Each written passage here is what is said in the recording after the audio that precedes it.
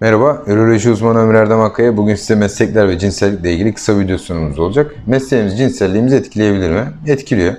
İnsanların hayatının büyük bir kısmını iş yerinde, iş yerindeki maddelere ya da iş yerindeki hareketlere maruz kalarak geçiriyorlar. Benim klinik tecrübeme göre en çok etkilenen mesleklerden birisi sabit, hareketsiz bir şekilde uzun saatler oturarak yapılan işler. Bunlar masa başı işi, bilgisayar ekranında monitör takip ederek yapılan iş ya da uzun yol şoförlüğü olabiliyor ya da sanayide operatör kullananlar, mesela forklift kullananlar. Forklift kullananlar çok spesifik aslında. Hasta diyor ki sabah oturuyorum, öğlenden kalkıyorum, öğleden sonra yemekten sonra bir daha oturuyorum, akşam kalkıyorum. 4'er saat oturuyorum diyor. Belki forkliftin altındaki lityum piller de sıkıntı oluşturuyor olabilir. Ama forklift kullanıcılar çok spesifik gerçekten. Banka memurları gene aynı şekilde. Bunlara dikkatli olması gerekiyor. Bunlar meslek nedeniyle risk altında. Onun dışında hastaların, gene insanların iş yerlerinde kimyasallara maruz kalıyor. Mesela kaynakçılar kaynak yaparken ağır metallere maruz kalıyor ve kaynakçılar da çok spesifik aslında. Çok kaynakçı hastam da var.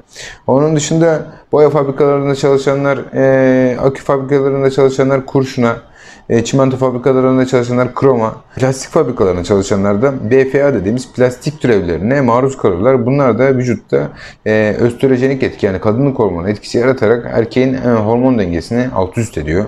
Ve aslında hayatımıza birçok kimyasal giriyor. Burada iş sağlığı ve güvenliği devreye giriyor aslında. Ama Türkiye'de çok amatör, yani çok profesyonelce yapıldığını söylemek zor. Neden? Çünkü şirket bunu parayla satın alıyor, bu hizmeti, ve külfet olarak görüyor, masraf kapısı olarak görüyor ve bunu en ucuzunu almaya çalışıyor. Ucuz hizmet, ucuz kaliteyi getiriyor arkasından ister istemez. Ve bu hizmeti verenler de zaten birkaç aylık bir kursa alıyorlar bu eğitimi. Doktorlar 2-3 aylık bir kursa alıyorlar. İşte 4 yıllık mezunlarla da iş güvenliği uzmanı olmak için birkaç aylık bir kursa iş güvenliği uzmanı olabiliyorlar. Ve bunun aslında Türkiye'de ya da tüm dünyada da diyebiliriz, bir bilim dalı tarafından, mesela halk sağlığı bilim dalı var ama iş güvenliği uzmanlığı ya da iş sağlığı bilim dalı yok. Ve her yıl hayatımıza binlerce, yüzlerce kimyasal girmekte. Biz yıllar sonra, aradan yıllar geçtikten sonra diyoruz ki bizde bu kanser yapıyormuş, bu madde kanseri, artık bırakalım, kullanmayalım, ama yüzlerce, binlerce, milyonlarca insan etkilenmiş oluyor. Mesela asbest. Asbest de sanayide de kullanıldı, gemicilikte de kullanıldı, birçok yerde kullanıldı. Sonra dediler akciğer kanseri yapıyormuş bu, akciğer zarı kanseri yapıyormuş dediler ve bıraktılar, ama olan bir sürü insan oldu. Ki keza mesela Bayer'in şu anda bir ot ilacı var, ot çıkmasın diye, ot zehri diyorlar. Türkiye'de 10 yıllarca kullanıldı, 2 sene öncesine kadar hala kullanılıyordu. Ama Bayern şu anda Amerika'da 11 milyar dolar civarında bir parayla bu ilaçtan zarar gören ailelerle anlaşmaya gitmeye çalışıyor.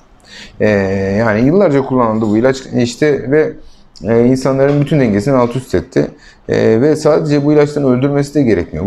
Bu ilaçlar, bu kimyasallar insanın enerjisini tüketiyor, kendini yorgun hissetmesini sağlıyor, hayat kalitesini düşürüyor. İster istemez çok sıkıntı oluyor insanlarda. Dediğim gibi, ama insanların da birazcık kendine dikkat etmesi gerekiyor. Mesela bakıyorum, hastanın birisi 10 senedir diyor, ben diyor metali yapıştıran bir yapışkan kullanıyorum diyor. Yani o yapışkan 10 senedir kullanıyorsun. Peki bu sana zarar veriyor mu ya vermiyor mu? Merak ettim, hayatın neler kötü gidiyor, merak ettim yani. Aslında birazcık insanların da bu konuda daha bilinçli olması gerekiyor ister istemez. Hastaya mesela diyorum, işte çalıştığınız yerde ağır metaller var mı, kaynak var mı?